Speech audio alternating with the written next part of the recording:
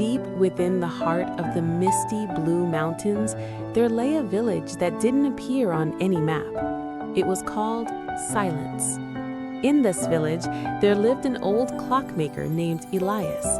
Elias was known not just for fixing watches, but for his strange wisdom about time itself. People from far-off cities would sometimes travel through the dense forests just to ask him one question: how can I find peace in this fast-moving world? One rainy afternoon, a young man named Aryan arrived at Elias's small wooden workshop. Aryan was a successful businessman from the city, but his eyes were tired and his hands were trembling. He looked at the hundreds of clocks ticking on the walls, some fast, some slow, some rhythmic. "Master Elias," Aryan said, his voice cracking, "I have everything, money, fame, and power, but I feel like I'm running a race that has no finish line. I am constantly anxious. I feel like time is slipping through my fingers like sand. Please, tell me the secret to slowing it down." Elias looked up from a tiny golden gear he was polishing. He smiled gently and pointed toward a steep trail leading further up the mountain. "To find the answer, you must visit the hidden valley. But there is a condition. You must carry this glass bowl filled with water to the top. If you spill a single drop, you must start over." Aryan took the bowl. He was determined. He began his climb. His entire focus was on the water.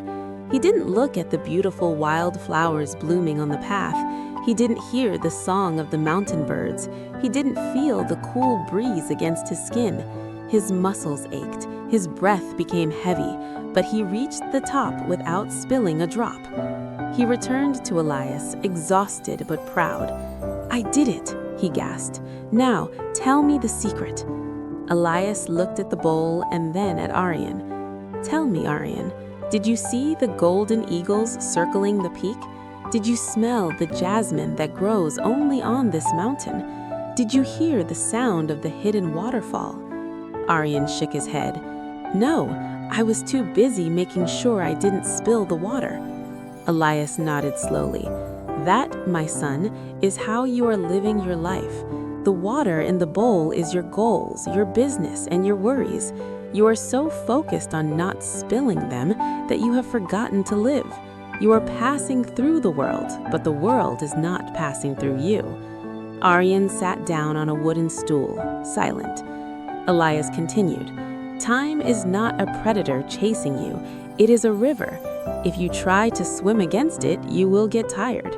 If you try to hold it in your hands, it will leak away. But if you float with it, you realize that every moment is an ocean in itself." "But how do I change?" Aryan asked. "Go back up, but this time leave the bowl behind. Go with empty hands and an open heart." Aryan went back up the mountain the next morning. This time he had nothing to carry. He felt the warmth of the rising sun on his face. He stopped to watch a squirrel gather nuts. He sat by the waterfall and felt the mist on his skin. He realized that the hidden valley wasn't a place at the top of the mountain, it was a state of mind. When he returned to the workshop, his face was glowing. He didn't ask Elias any more questions. He simply hugged the old man. "I understand now," Aryan whispered. "The secret isn't to have more time. The secret is to be present in the time we already have." Aryan went back to the city. He still worked, he still had goals, but he was no longer running a race.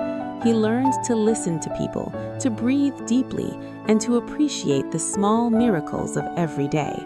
And so the legend of the Hidden Valley lives on, not as a place you find on a map, but as a peace you find within yourself. Remember, life is not measured by the number of breaths we take, but by the moments that take our breath away.